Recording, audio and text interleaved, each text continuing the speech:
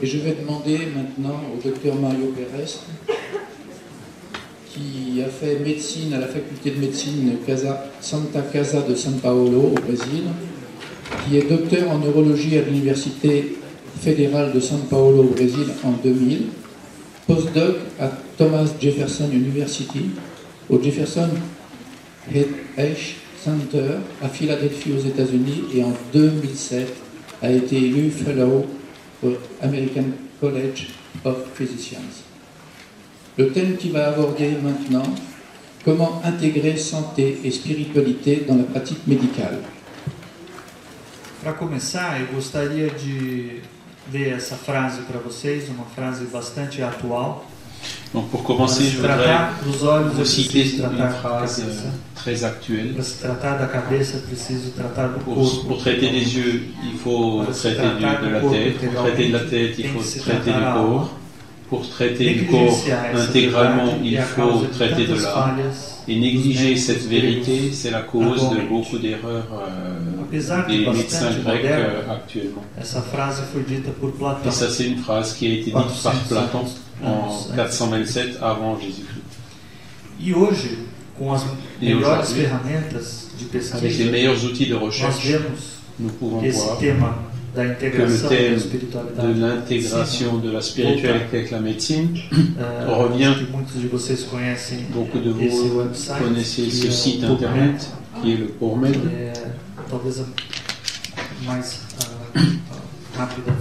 PubMed, qui est le moyen le plus rapide pour trouver des articles, pour faire des recherches sur des articles scientifiques dans la médecine. Et quand on met, par exemple, quelques mots comme spiritualité, nous voyons ici un nombre relativement important d'articles scientifiques. Et dans cette base de données d'articles scientifiques des revues médicales. D'autres noms comme la prière, la foi, prière 40 000, la foi 3 000 et religion 41 000. Donc la science médicale possède déjà beaucoup de recherches sur ce thème. Et ce n'est pas seulement en quantité et en volume, c'est aussi en qualité. Parce que beaucoup de bonnes et les premières revues que nous avons en termes de qualité abordent également ces thèmes, comme The Lancet, Journal of Medicine, New England, et d'autres revues également. Je voudrais souligner une bibliothèque qui existe sur Internet, qui est une bibliothèque virtuelle de spiritualité et santé, qui est un dépôt d'articles scientifiques en PDF qui peuvent être consultés librement. Et vous avez donc l'adresse Internet de ce site. Plusieurs autres publications notables ont été publiées récemment, et il y a aussi toute une série de références à des livres. Donc le principal livre, c'est le Handbook of Religion and Health, écrit par l'un des auteurs les plus importants de ce domaine, qui est le docteur Harold Koenig, qui a plus que 200 articles publiés dans ce domaine. Et cela malgré, donc il est traduit en français, mais il est traduit en portugais également. C'est un livre un peu plus court, qui est très bon pour commencer la théorie sur ce thème. Il y a plusieurs groupes et plusieurs universités, principalement aux États-Unis, qui ont la préoccupation, qui se préoccupent de mettre la spiritualité dans les curriculums des médecins. Et donc, je vous donne juste un exemple de l'université de Virginie. Et ça, donc, c'est la grille du curriculum pour aborder la santé et la spiritualité sous les divers angles. Voilà le docteur Harold Koenig, directeur du Centre pour la spiritualité et santé de l'université de Duke. Vous pouvez également visiter le website indiqué, spiritualityandhealth.duke.edu. Et le Dr Koenig s'est impliqué dans une série de recherches, d'évidences scientifiques qui ont été établies, apportées par son groupe de recherche. Un autre groupe important du Dr Christina Pushansky, de George Washington Institute of Spirituality and Health, donc de l'université George Washington. La Dr Christiane Pushansky, membre du Collège américain de physiciens, qui est une des idéalisatrices du FICA, dont je vais parler un peu plus loin. Elle est également l'une des responsables de l'implémentation du curriculum de santé et spiritualité dans les universités de médecine américaines. En 2007, l'Organisation mondiale de la santé a eu sa convention mondiale en sciences et spiritualité. C'est également les aspects de qualité de vie, spiritualité, religiosité et les choix personnels. Le panorama nord-américain d'insertion donc de santé et spiritualité dans les curriculums est récent. C'est en 1993. Il y avait moins de 5 écoles américaines qui avaient cette discipline, religiosité et spiritualité dans la médecine. En 1994, il y en avait 17 des 126 écoles. En 2065 et en 2004, il y en a eu 84. En 2007, une recherche faite à Harvard a montré plus de 70% des écoles américaines, des 141 écoles américaines, ont déjà un cours dans les curriculums de spiritualité dans la médecine. Des instructions sur la spiritualité qui sont déjà obligatoires dans les programmes nord-américains de résidence médicale en psychiatrie. Cette question a été importante à cause de l'appui financier d'une institution appelée Fondation John Templeton, qui a réussi à faire en sorte que ces cours soient initiés. L'association de facultés de médecine américaine et l'Organisation mondiale de la santé, avec la commission Joint Commission, avec les accréditations des hôpitaux, on recommande actuellement d'inclure la spiritualité dans la pratique clinique et dans l'éducation médicale. Aujourd'hui, il y a au moins 11 centres de recherche sur la santé et la spiritualité aux États-Unis. Les plus importants, c'est le centre de la Duke University et de la George Washington. D'autres centres existent également en Grande-Bretagne. Une étude de 2008 a trouvé des cours de spiritualité dans la formation de médecine dans presque 60% des écoles médicales. Au Canada, il n'y a que 4 écoles médicales, 24%, qui insèrent un thème quelconque de spiritualité et santé. En 2004, des leaders de 12 écoles médicales canadiennes, donc 70%, se sont unis pour mettre en place des cours de spiritualité dans la médecine. Au Brésil, cela a commencé en 2002 à l'université Sainte-Cécile à Santos avec un cours d'extension. En 2004, l'université du Ceará, il y a la première fois dans le curriculum. 2005, dans l'université du Triangle Mineiro et de Minas Gerais, ont démarré des disciplines en option sur la santé et spiritualité. Et en 2006, L'Université fédérale du Rio Grande do Norte a également commencé une option. Une série de groupes académiques se sont formés. La NUS, noyau de santé et spiritualité de l'Université fédérale de São Paulo, l'Alliance académique de santé et spiritualité à Goiás et puis à Marília, une série de congrès médicaux académiques comme UNESP, Marília, Unifesp, notre MEDNESP qui est le congrès national de l'Association des médecins spirites au Brésil par Dr Marlene Nobre, qui est une des références au Brésil pour l'intégration de la santé et la spiritualité.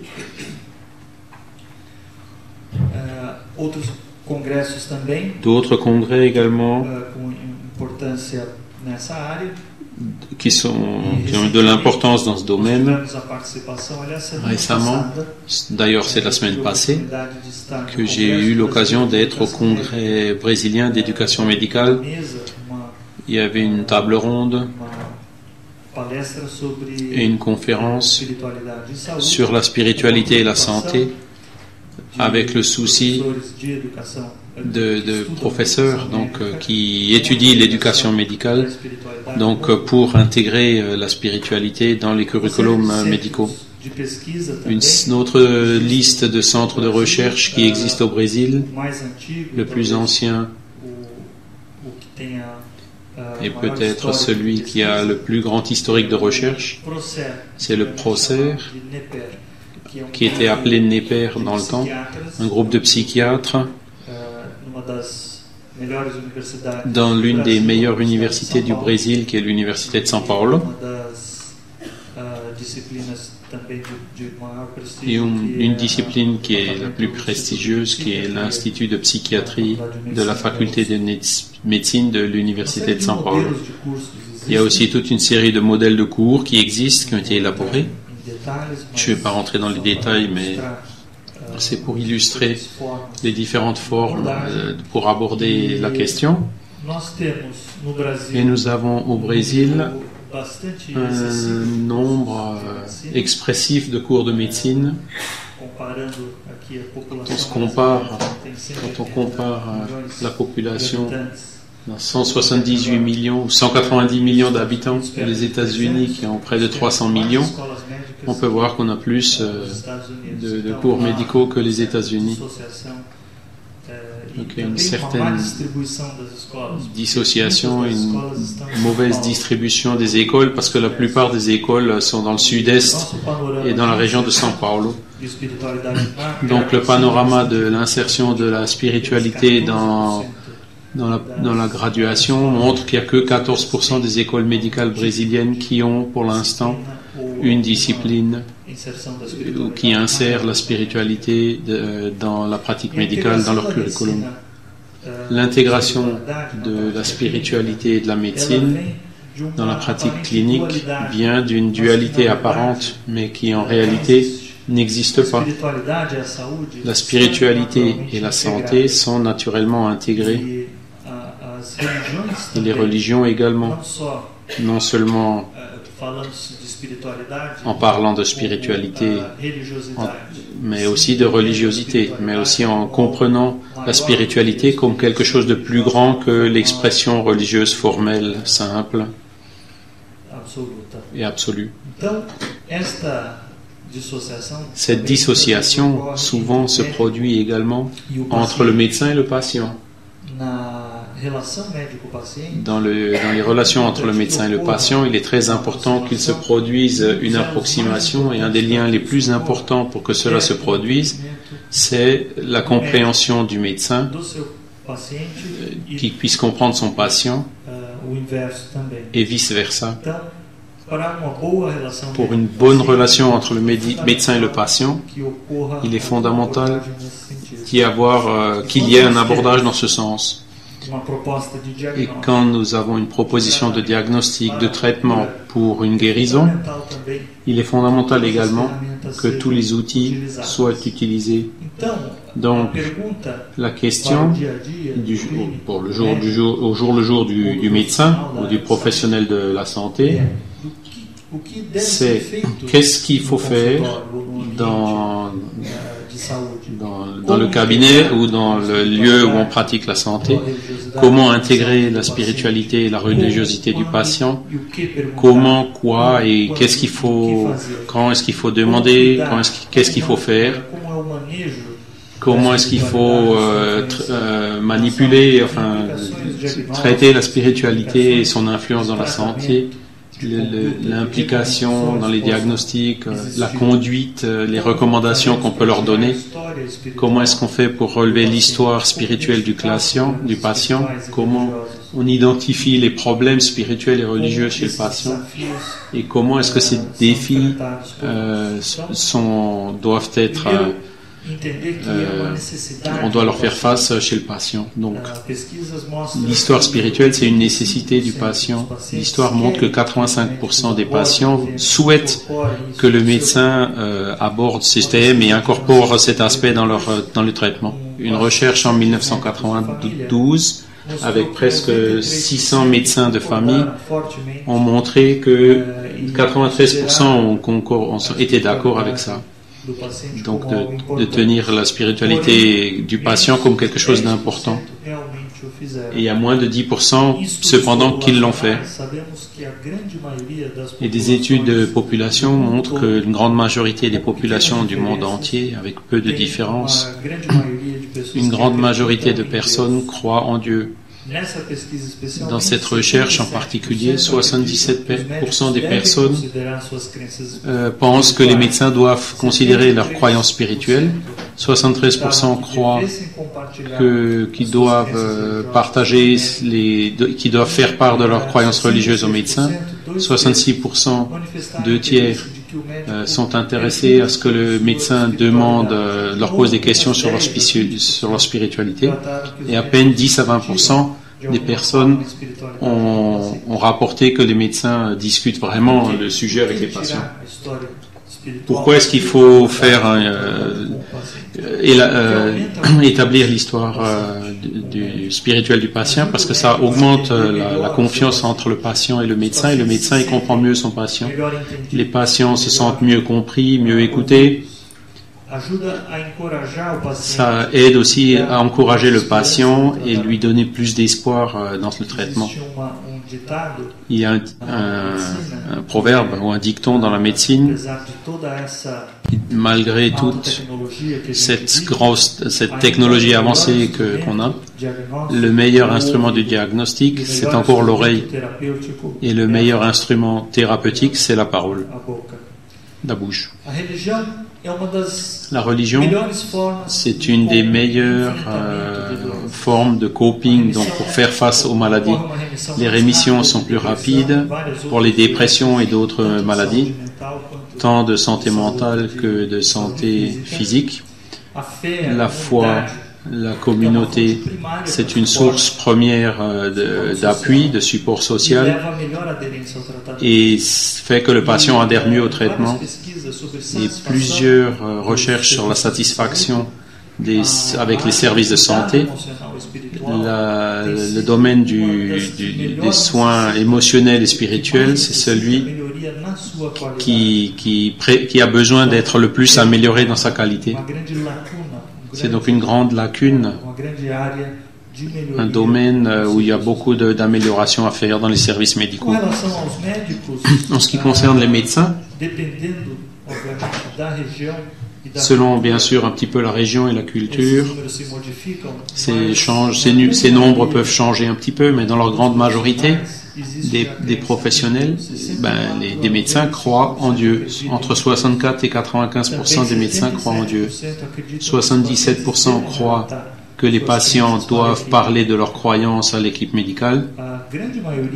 Une grande majorité de médecins croient que le bien-être spirituel est important pour la santé.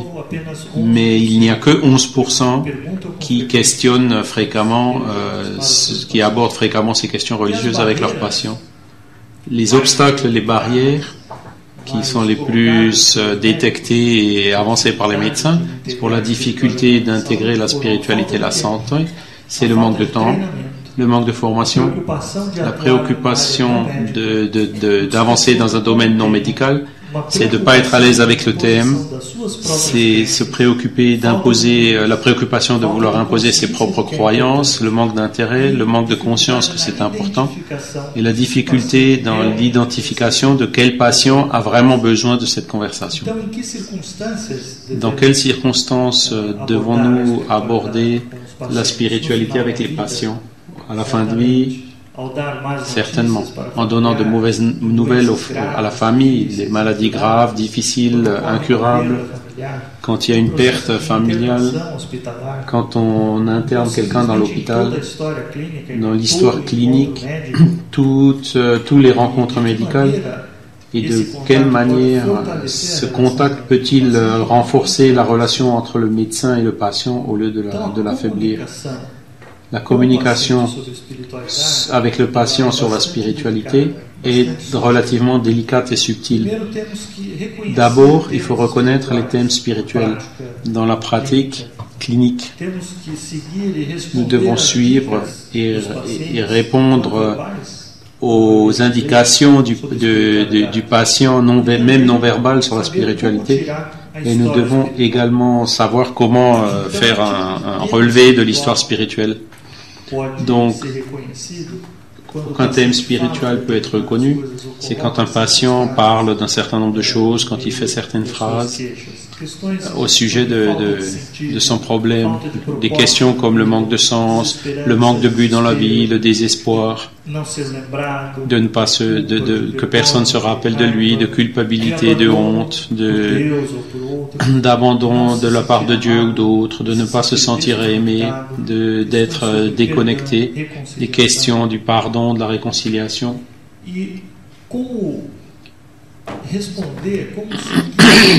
Comment répondre et suivre, répondre à ces indications du patient qui souvent apparaissent et sont devant nous et que nous n'arrivons pas toujours à reconnaître. Les habits du patient, les bijoux religieux, les symboles, les chaînettes, les livres que le patient amène. Quand le médecin fait sa visite dans l'hôpital et qu'il voit un patient dans l'hôpital, il y a toujours des livres à côté du lit de l'hôpital. Il y a toujours des images, des photographies, et tout ça est un lien, est un début pour converser sur la religiosité, sur la spiritualité chez le patient. Des gestes, des signes de croix, des mains jointes en forme de prière, des expressions comme « Oh mon Dieu ». Donc, il y a plusieurs canaux, formes, que même sans demander directement, on arrive à voir et à relever pour décider donc d'initier une conversation sur la religiosité ou la spiritualité avec le patient. L'histoire spirituelle est à insérer dans l'histoire sociale du patient. Le style de vie, les habitudes, les vices. Quand on demande le nom, l'âge, où est-ce qu'on habite, qu'est-ce qu'on fait, le travail, la famille, les amis, les relations sociales, l'état civil, l'histoire sexuelle, des intérêts, les hobbies, les exercices physiques, l'utilisation de substances, le tabagisme. Dans ce même contexte, on peut tranquillement poser la question aussi de l'histoire spirituelle. Il n'y a rien de forcé quand elle est dans un contexte de l'histoire clinique. La grande question du temps, qui est liée au temps nécessaire, qui a été posée dans quelques recherches comme étant une des principales barrières pour l'intégrer la spiritualité et la santé dans la pratique clinique. Elle n'est pas vraiment justifiée parce que l'histoire spirituelle peut être faite très rapidement. On peut faire ça en 2 minutes. Elle peut être relativement bref, sommaire, fractionnée dans plusieurs visites.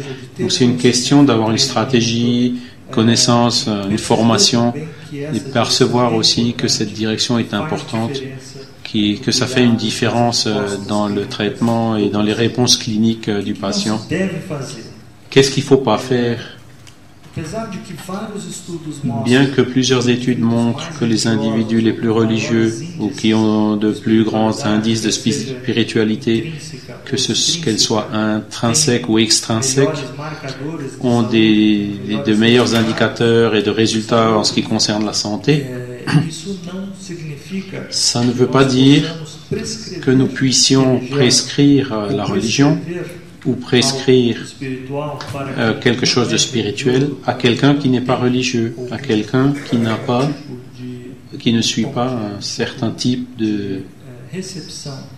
qui n'est pas réceptive pour cela. C'est une question assez délicate. De même, nous savons qu'il y a des différences importantes entre des personnes qui sont mariées et des personnes célibataires. Et pour plusieurs indicateurs de santé, c'est pas pour cela qu'on va demander à la personne de se marier ou de se divorcer pour avoir une meilleure évolution dans une maladie ou une autre. Il faut donc pondérer les différentes variables épidémiologiques, les influences, les données sociales et démographiques qui peuvent être considérées comme une recommandation médicale. Forcer l'histoire spirituelle, c'est pas quelque chose à faire.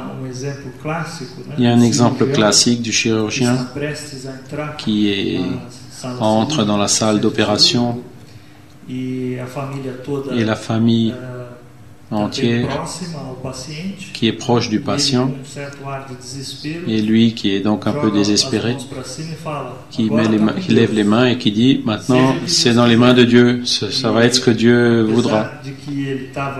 Et bien qu'il avait la meilleure bonne volonté pour vraiment avoir de l'aide dans ce geste.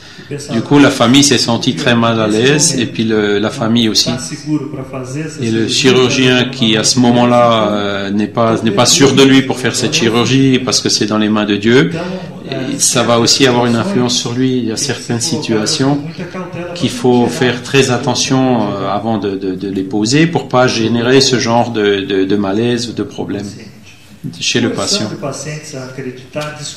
La coercion de patients à croire, à discuter ou se chamailler sur la religion, c'est vraiment quelque chose absolument à éviter à tout moment. Des considérations générales pour faire le relevé spirituel. Donc il y a quelques recommandations qui sont mises en avant, soulignées par l'American College of Physicians.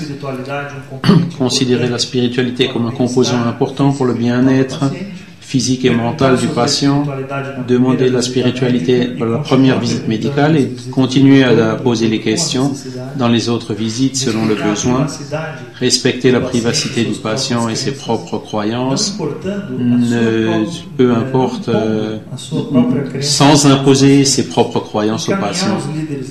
Donc, envoyer vers des leaders religieux, spirituels ou de communautés chez le patient quand on détecte un problème religieux et se prendre conscience que ses propres croyances spirituelles peuvent aider le patient à s'améliorer, à être plus humaniste. Il y a plusieurs outils qu'on peut utiliser pour faire se relever cette historique spirituelle des patients. Je vais juste mentionner l'outil FICA qui vient de l'anglais. Foi, importance, communauté et l'adresse dans les soins. Et en portugais, ça a aussi été traduit par FICA, parce qu'on parle de foi, importance, communauté et action. C'est possible qu'on peut utiliser les mêmes initiales en français. Et en premier, il y a un questionnaire rapide, simple, facile à utiliser et qui a de l'importance. Le F de foi, croyance, on peut demander directement au patient: est-ce que vous vous considérez religieux ou spiritualisé? Est-ce que vous avez des croyances spirituelles ou religieuses qui vous aident à faire face aux problèmes? Et sinon, Si l'individu n'est pas religieux ou n'a aucune forme de spiritualité, on peut lui demander qu'est-ce qui donne un sens dans ta vie. De la même forme qu'on parle de croyance et de foi en abordant ce thème. L'importance ou l'influence, quelle importance donnez-vous à la foi ou aux croyances religieuses dans votre vie? La foi ou les croyances ont déjà influencé, vous ont déjà influencé à faire face au stress, aux problèmes de santé? Est-ce que vous avez une croyance spécifique qui peut affecter les médecins ou vous affecter dans les traitements? Ces communautés, est-ce que vous faites partie d'une communauté religieuse ou spirituelle? Est-ce qu'elle t'aide? Comment? Est-ce qu'il existe un groupe de personnes que vous aimez vraiment ou qui sont très importants pour vous? Les communautés comme les églises, les temples, les centres, les groupes d'appui sont des sources qui apportent beaucoup d'aide. Action dans le traitement. Comment voudriez-vous que votre médecin ou professionnel de santé soulève la question de la religiosité et spiritualité dans son traitement? Et en reconnaissant une nécessité dans ce domaine, parler d'un leader spirituel ou religieux. Il y a d'autres instruments aussi qu'on peut utiliser. L'inventaire spirituel de Kuhn, le psychiatre de Louisville au Kentucky, qui met aussi pratiquement donc ces mêmes lignes dans les questions d'abordage. Il y a l'histoire spirituelle de Matthews avec 3 I, importance, influence et interaction. La religion est importante pour vous? Est-ce qu'elle influence le mode de comment vous voyez la maladie? Et est-ce que vous voudriez discuter, est-ce que vous aimeriez discuter de vos pratiques et croyances? Donc c'est l'interaction de ces croyances dans votre santé. L'histoire spirituelle de Mogens, donc avec l'acronyme SPIRIT, le questionnaire HOPE, qui peut également être utilisé. Plus important que suivre un questionnaire donné de l'histoire spirituelle, c'est d'avoir votre propre ligne, les indices, commencer à pratiquer ce genre de stratégie clinique. Vous pouvez vous baser sur un questionnaire, mais ensuite, il va falloir, vous pourrez choisir quels aspects vous pensez qui sont le plus importants dans chaque domaine, à chaque moment, pour un patient donné, dans chaque situation. Et bien sûr, donc en pédiatrie, c'est une forme différente, une gynécologie, c'est encore une autre forme, en oncologie, les patients terminales, des maladies chroniques, chaque type de patient, il y a une forme, il faut adapter un petit peu la forme, parce qu'il y a des besoins différents d'abordage. Qu'est-ce qu'il faut faire donc? En premier lieu, écouter le patient, le laisser parler sur ce dont il veut parler. Le manque de temps, c'est souvent la pression que nous avons à directionner, à couper la conversation avec le patient, et souvent c'est lui-même qui apporte naturellement ce contexte religieux, spirituel. Il est fondamental de comprendre et de respecter la religion et la croyance du patient. Et naturellement, dans la médecine, dans l'école médicale, on n'apprend rien sur les cultures religieuses, et donc nous n'avons pas de connaissances suffisantes de la réalité religieuse de chaque patient en fonction de chaque culture. Mais naturellement, dans le monde d'aujourd'hui, la diversité religieuse est très grande, et donc il faut comprendre et connaître les différentes religions pour pouvoir mieux comprendre chacun de nos patients. Comment est-ce qu'il faut se positionner devant le patient quand il s'affirme être d'une religion donnée? Quelle doit être l'attitude? Comment utiliser des objets dans le cabinet médical, ou comment faire une interface avec le patient par une communication non verbale? Les interrelations spirituelles qu'il peut y avoir, et quel type de thérapie spirituelle nous pouvons recommander, nous pouvons comprendre comme étant une forme de traitement. Une des questions, une des stratégies initiales, quand il y a une barrière du médecin lui-même, par manque de temps ou pour une autre raison quelconque, c'est de mettre sur la fiche à remplir par le patient, c'est de mettre la question religion et croyance au milieu d'autres questions qui sont naturelles dans ce domaine. Et ainsi, le patient peut déjà commencer une conversation avec le médecin à ce sujet en remplissant la feuille.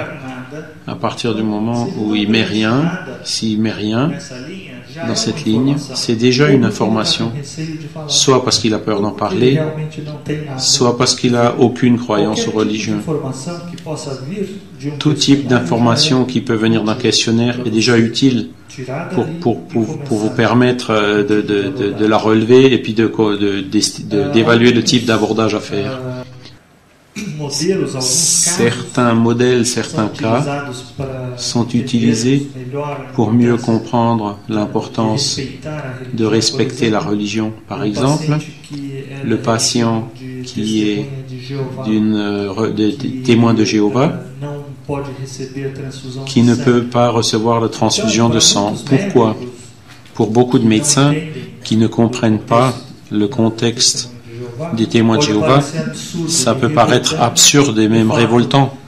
Donc le fait qu'ils ne laissent pas, qu'ils n'acceptent pas aucune intervention médicale liée à une transfusion de sang.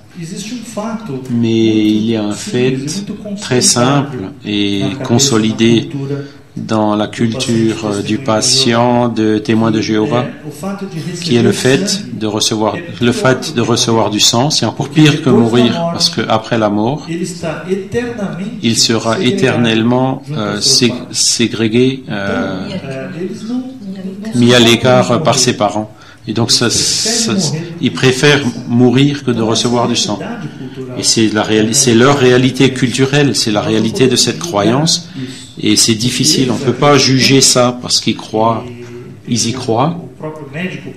Et le médecin lui-même peut y croire aussi, mais bon, en fin de compte, cette décision, d'une certaine forme, doit être prise en compte, en considération, pour comprendre d'où elle vient, d'où vient cette question. C'est important aussi pour pouvoir parler avec le patient et essayer de résoudre le problème. Une autre série d'exemples que nous avons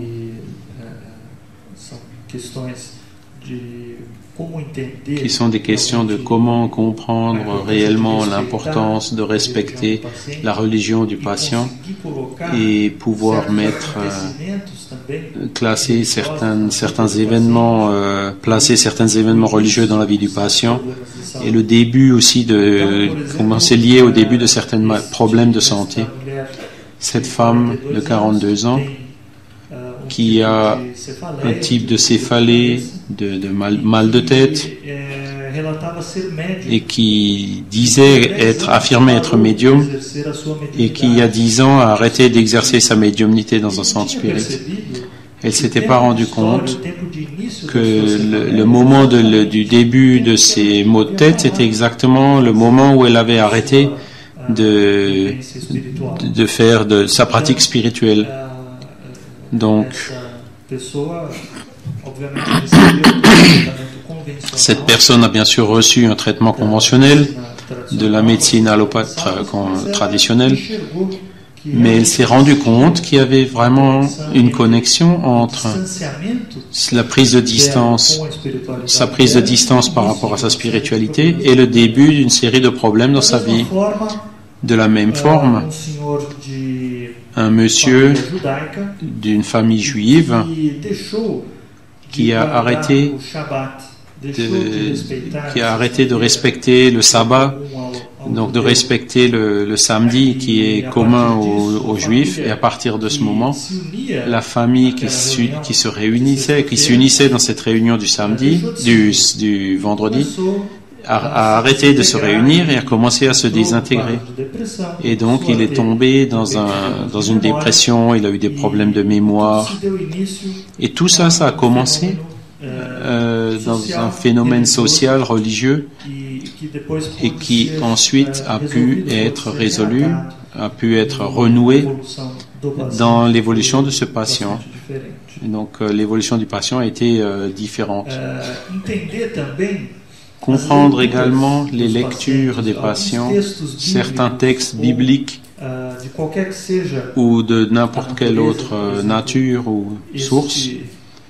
Par exemple, ce texte en hébraïque signifie « Si vous avez mal à la tête, lisez la Torah ». Donc, quand les patients juifs m'appellent en disant qu'ils ont mal à la tête, je leur dis toujours par cette phrase. Mais en vérité, bon, elles veulent un médicament. Mais ce qui est intéressant, c'est qu'il existe des réponses dans les écrits religieux eux-mêmes qui peuvent être utiles pour ces patients et pour la communauté, pour la famille, pour faire un meilleur traitement. Un autre exemple, une patiente qui avait des insomnies et puis des céphalées, maux de tête, qui était réfractaire. Donc, c'était une évangélique qui lisait fréquemment la Bible au temple religieux. Et sa sœur, qui était celle qui l'encourageait le plus dans sa religiosité. Mais dans sa maladie, que ce soit une cause ou une conséquence, elle s'est éloignée de cette religiosité.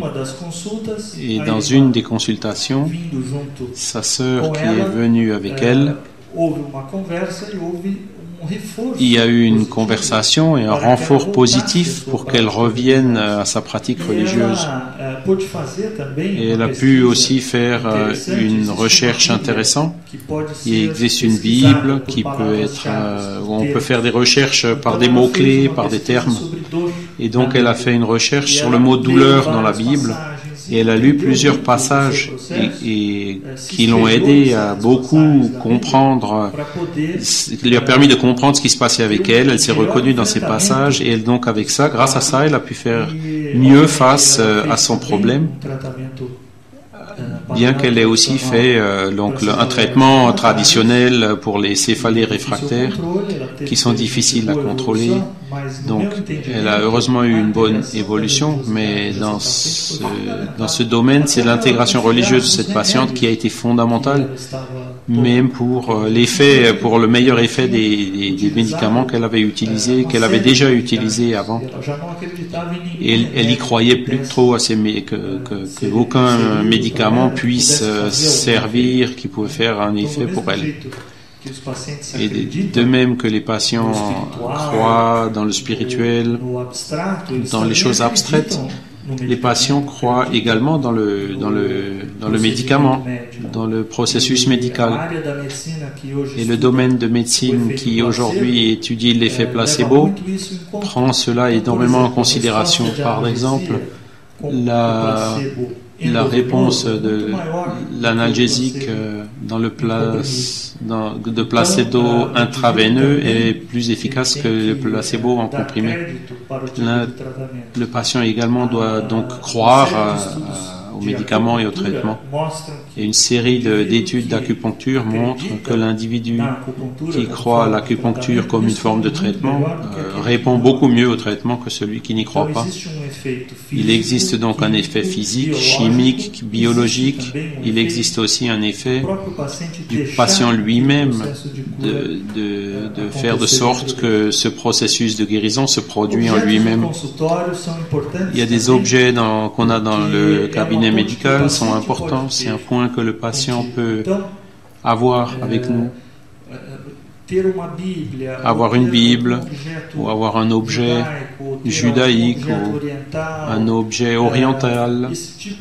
Ce type, bien sûr, on ne va pas non plus transformer les cabinets médicaux de travail en sapin de Noël, mais il y a un type de pont, un type de lien qu'on peut avoir avec une certaine culture avec laquelle on a plus de difficultés d'abordage. Ça peut se faire grâce à des objets de façon différente. Et dans ce même domaine, Freud avait plusieurs objets dans son cabinet et qu'il les utilisait dans sa pratique d'une certaine manière. Il y a plein de choses qui s'influencent réciproquement ainsi. Des choses qui sont difficiles, par exemple un syndrome de démence, démence de Lévy, une maladie au début de Alzheimer, donc avec des hallucinations visuelles qu'on confond souvent avec la médiumnité. Qu'est-ce que c'est vraiment la médiumnité? Qu'est-ce que c'est vraiment l'hallucination? Donc il faut faire des diagnostics pour pas confondre les deux. Et donc il y a des patients en thérapie intensive qui ont des délires, etc. Il existe des situations possibles pour pouvoir identifier des questions qui peuvent être utilisées pour faire la différence entre une hallucination et un délire et de ce qui est une manifestation spirituelle contextualisée. Et le pire de tout, souvent ces choses sont entremêlées et sont parfois les deux en même temps. Il est difficile à faire la différence, mais en recherche, le doctorat du docteur Alexandre de Almeida a montré que chez les médiums, il existe le contexte, c'est la normalité de l'expérience spirituelle. Donc bien qu'il y ait des symptômes possibles de schizophrénie, des symptômes schneideriens, cette situation, elle est sortie du contexte de la maladie. L'individu n'a pas de schizophrénie, il n'a pas de problème d'ajustement. Donc malgré qu'il y ait un phénomène, ce phénomène n'est pas toujours lié à une maladie. Une autre question que je voudrais souligner, c'est la différence entre l'anxiété et la prémonition. C'est très commun dans la population qu'il y ait des personnes qui ont certaines prémonitions, qui ont des intuitions, qui ont des sensations sur des choses qui se produisent dans le futur. Mais en fait, ces personnes qui ont des prémonitions, à un certain moment, elles ont du mal à faire la différence entre des prémonitions et entre de simples préoccupations. Donc, une fois qu'elles avaient un genre de prémonition dans la vie, et que cette intuition s'est vraiment produite, donc c'était une vraie prémonition, elles pensent que tout type de pensée, de préoccupation, d'anticipation de quelque chose puisse être une prémonition. Il y a donc des personnes qui vivent dans une anxiété grande, une espèce de panique parce qu'elles n'arrivent pas à faire la différence entre une prémonition, entre une préoccupation et une prémonition. Et donc c'est un point à travailler parce que si on ne reconnaît pas chez ce patient qui a ce genre de situation, qui est dans ce genre de vécu spirituel, on a plus de mal à traiter le patient parce qu'il faut qu'il s'éduque, il faut qu'il fasse une analyse non seulement avec lui-même, mais aussi avec l'aide d'un leader religieux ou d'un endroit où on peut aborder ce genre de contexte pour qu'il puisse mieux entendre sa prémonition et faire la différence avec une préoccupation.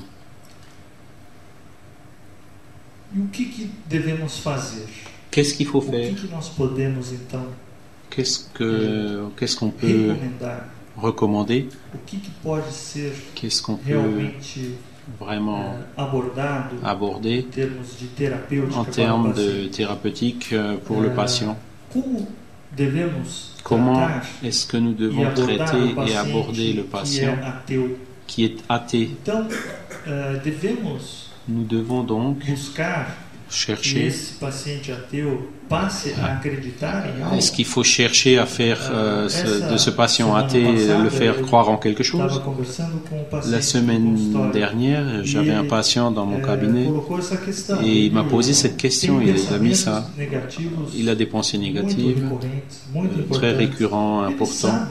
Il sait que s'il croyait en quelque chose, ça l'aiderait beaucoup, mais il n'arrive pas à croire. Alors, qu'est-ce qu'on peut faire dans un cas pareil? L'évidence scientifique, c'est un début. Et donc, il s'agit ici d'un article qui est très important, un début de conversation avec le patient, parce que c'est une recherche qui a été faite par le groupe du Dr Koenig et qui montre que croire en la vie après la mort a une implication positive sur des aspects de santé mentale. C'était donc une recherche faite sur 1600 participants de presque 2000, il y a eu des questionnaires que des personnes ont répondu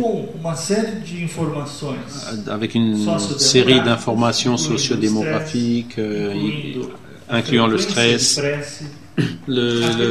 combien de fois il prie, s'il croit à la vie après la mort ou pas, s'il fréquente une religion, s'il y a un fondamentalisme religieux, un support social, et plusieurs questionnaires sur la dépression, l'anxiété,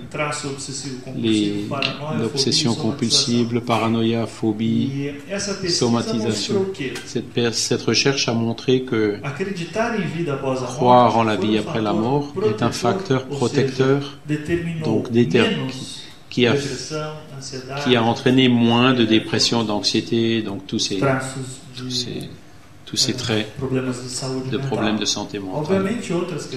Bien sûr, d'autres questions comme le stress, le support social sont importants, mais en contrôlant ces autres variables aussi, on a vu que ça, c'était une des questions très importantes. Même si la personne n'a pas de croyance, on peut mettre ce genre de sujet d'évidence médicale qu'une croyance, en particulier la vie après la mort, peut avoir un effet positif sur la santé mentale des patients. Pour compléter tout ça, cette discussion donc, sur cet article, que la religiosité donne un sens à la vie de l'individu et est une forme pour comprendre le monde. Ça met donc l'expérience, le problème de santé dans un contexte plus large. Les traumatismes peuvent être considérés comme étant simplement temporaires et éphémères, et que les problèmes sont moins menaçants et le patient accepte mieux les adversités. Et dans certaines religions, il y a même des promesses de récompense. Donc, tout ça, ça peut permettre que les personnes qui ont ce genre d'expérience plus contextualisée et que la souffrance soit moindre et que les patients puissent mieux faire face à ces situations. Nous avons maintenant des informations sur les thérapies spirituelles.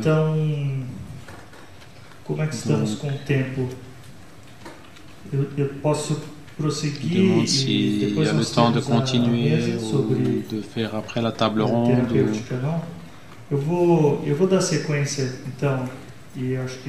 Donc je vais continuer.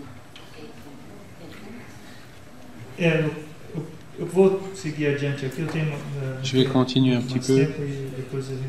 Il me reste plus beaucoup de temps, puis donc on va terminer rapidement. Donc en parlant du traitement spirituel, la thérapeutique spirituelle qui est l'autre thème que j'ai été très content de recevoir, d'être attribué pour pouvoir vous en parler.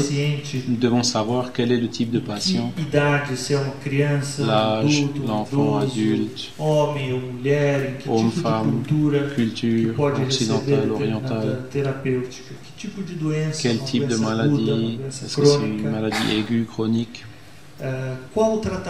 quel traitement, s'il est associé à des médicaments, sans doute ça doit être le cas. Est-ce que ça doit être fait à l'hôpital? Comme j'en ai parlé auparavant, la Joint Commission, qui est un label de qualité hospitalière dans plusieurs hôpitaux du monde entier, exige que la spiritualité, la religiosité des patients soient respectées. Beaucoup d'hôpitaux sont religieux, des hôpitaux liés à une ou l'autre doctrine. Mais qui c'est qui garantit qu'un individu avec une autre religion puisse être bien traité dans un hôpital qui a une base religieuse? Donc, c'est une question qui impose aux hôpitaux, donc qui veulent un niveau de qualité qui soit bon, de mettre un flux religieux, un modèle d'assistance religieuse qui soit bien clair et accessible pour tous les professionnels de la santé. Quel type de traitement on peut faire? Les passes magnétiques, la prière, la méditation, les chirurgies spirituelles, l'eau fluidifiée, les lectures, l'évangile au foyer, les activités d'assistance, la désobsession, et une difficulté très grande qu'on a, c'est pour mesurer l'effet des traitements spirituels. C'est savoir quelle est la dose.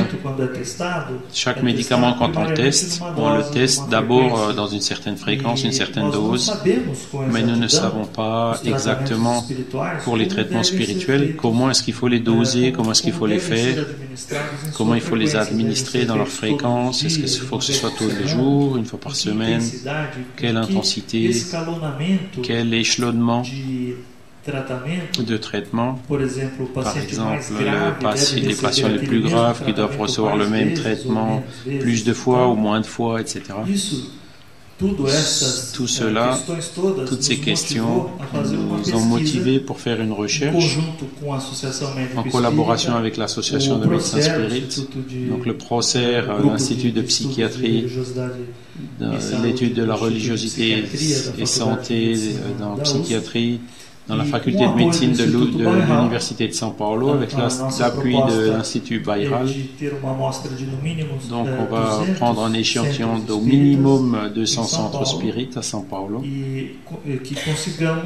Et donc pour arriver à tirer des données liées d'abord à l'identification et le fonctionnement du centre spirit, le cadastre, le jour de travail, le dirigeant, son contact, le temps, combien de temps il existe, combien de volontaires, de médecins professionnels de la santé qui sont volontaires, la quantité de personnes qui sont traitées donc en moyenne par semaine.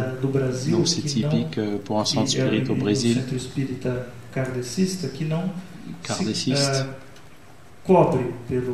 Et c'est normal qu'ils travaillent gratuitement, donc on ne demande rien. Tout ça, ce sont des questions donc, qui sont importantes pour le développement de cette recherche, pour d'autres centres qui ne sont pas kardecistes et qui pourraient avoir la demande d'un certain type de paiement qu'on peut avoir du patient, bien que ce ne soit pas le cas dans les centres kardecistes. Par exemple, aux États-Unis, c'est commun, et donc pour un traitement spirituel, c'est normal qu'il soit payé, rémunéré. Le nombre de personnes donc, qui est traité, qui est reçu par semaine. En ce qui concerne les activités et les recommandations des traitements spirituels, il y a l'assistance spirituelle qui est faite donc, par l'accueil fraternel, les interviews initiales, les conseils spirituels, la désobsession, le nombre moyen de sessions et leur durée, l'orientation sur l'utilisation de l'eau fluidifiée et magnétisée, les passes et comment ce travail de passe fonctionne, passe magnétique, comment est-ce que c'est appelé, les prières, les recommandations pour faire l'étude de l'évangile au foyer, le développement médiumnique, certains centres qui font des chirurgies ou des chirurgies spirituelles ou des guérisons spirituelles, est-ce qu'ils utilisent des instruments ou pas? Est-ce qu'il y a des esprits qui aident dans ce travail? Quelle est l'origine de ces esprits? Et est-ce que ces centres spirites ont une ligne d'action propre sans communication entre elles, ou avec celles qui ont donc une ligne d'action similaire? Quels sont les problèmes de santé que présentent les personnes quand elles vont dans ces centres? En ce qui concerne les activités du centre et les recommandations sur les traitements spirituels, il y a encore les domaines d'enseignement, les cours, conférences, évangélisation des enfants et l'assistance sociale. Dans l'interface entre le processus santé et maladie, quelles sont les maladies qui prévalent, qui sont les plus fréquentes chez les personnes qui viennent? Comment est-ce qu'on fait la différence entre la médiumnité, l'expérience spirituelle et l'obsession ou les désordres psychotiques? Une vraie maladie mentale. Est-ce que les gens qui sont dans ce centre spirit ont les moyens de reconnaître ces problèmes? Et donc il y a beaucoup de domaines de la santé publique qui ont utilisé les religions pour faire des recherches et qui ont réussi à détecter auprès de la population des maladies comme l'hypertension, le diabète.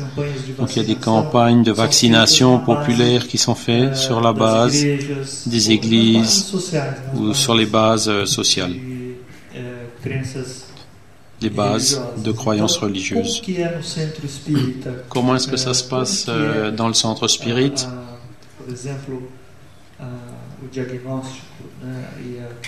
Comment se font les diagnostics, les questions pour diagnostiquer les dépressions ou les autres problèmes de santé mentale? Quel genre de conseil est donné en fonction des problèmes? Et est-ce qu'il y a eu des cas de guérison, de maladies? Et pour quel type de maladie? Et quel est le type de traitement spirituel qui a été réalisé dans ces cas? Donc faire la différence entre la médiumnité et l'obsession, les désordres psychotiques est faite avec une question simple: comment est-ce que le travailleur est orienté pour faire la différence entre ces deux points? Et aussi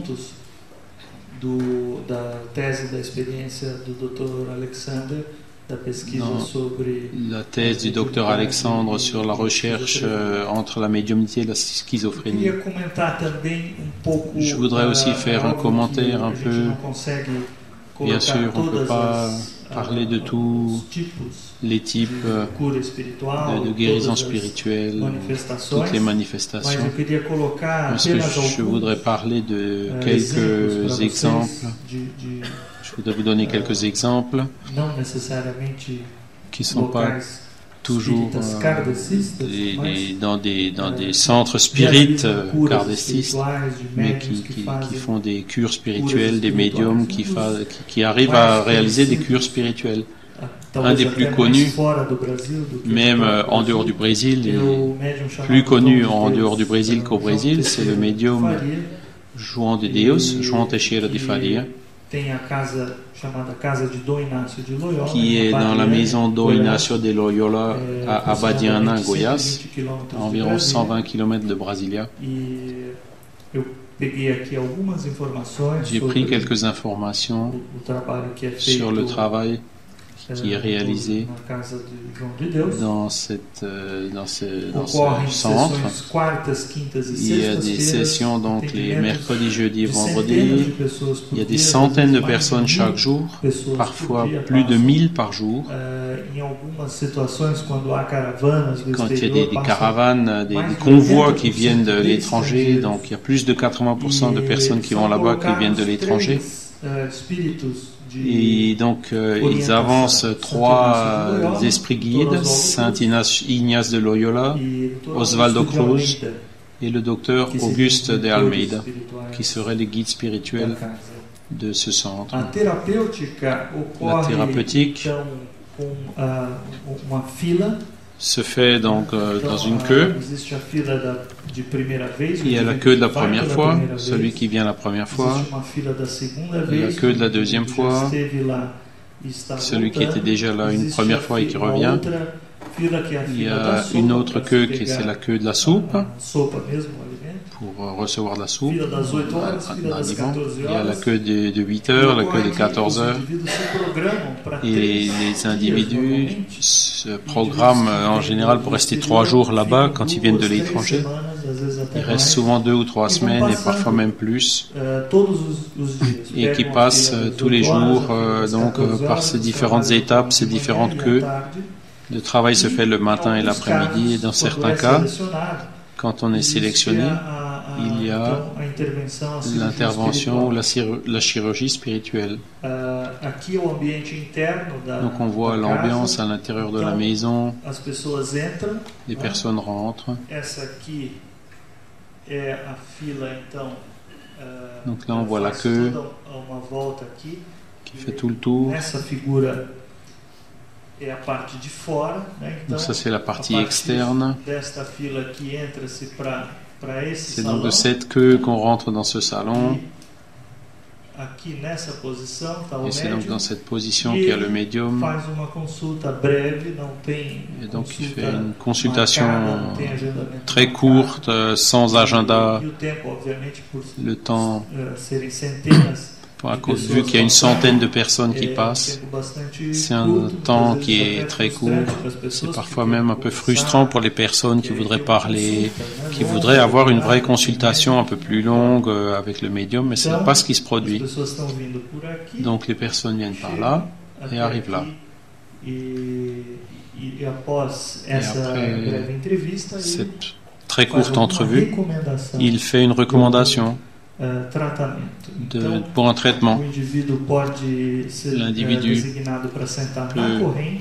on peut lui demander de s'asseoir dans la chaîne, qu'on appelle une chaîne. C'est le moment de prière, de pensée positive, où tous s'impliquent dans un même but.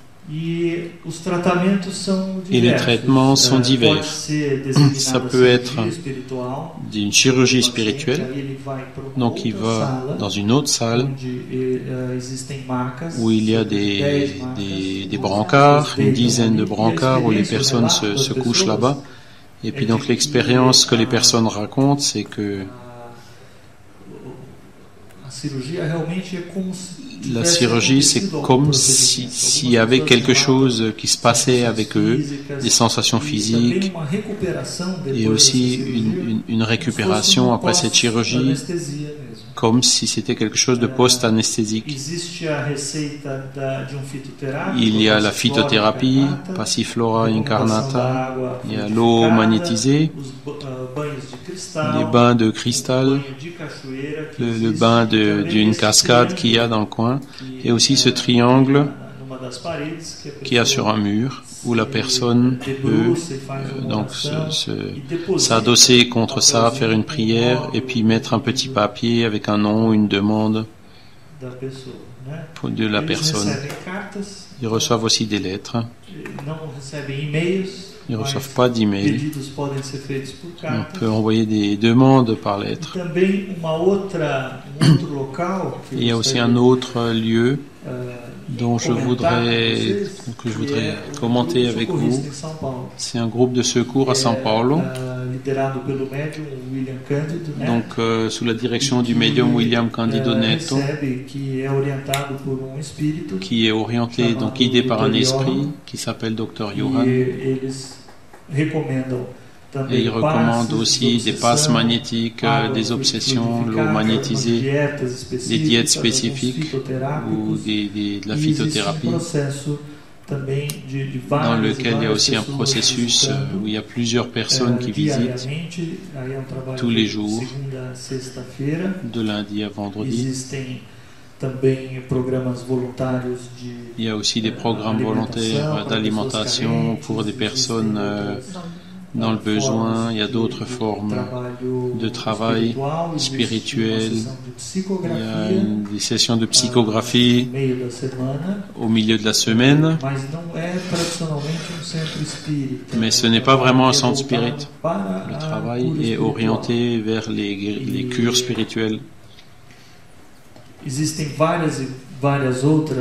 Il y a plusieurs autres lieux. Il y a beaucoup de lieux qu'il faut qu'on visite, et puis donc pour mieux comprendre comment ils fonctionnent. Et ce que nous avons jusqu'à présent, c'est donc on a commencé par ces deux centres dans lesquels bientôt nous aurons plus d'informations sur comment se produisent ces processus de cure et de guérison dans ces lieux. Et je voudrais terminer par la phrase du Dalai Lama. Donc, ce qui me surprend le plus dans l'humanité, c'est l'homme. Ils perdent leur santé pour avoir de l'argent, ensuite ils perdent de l'argent pour récupérer la santé, et en pensant anxieusement au futur, ils oublient le présent, et donc ils finissent par ne vivre ni le présent ni le futur. Je vous remercie.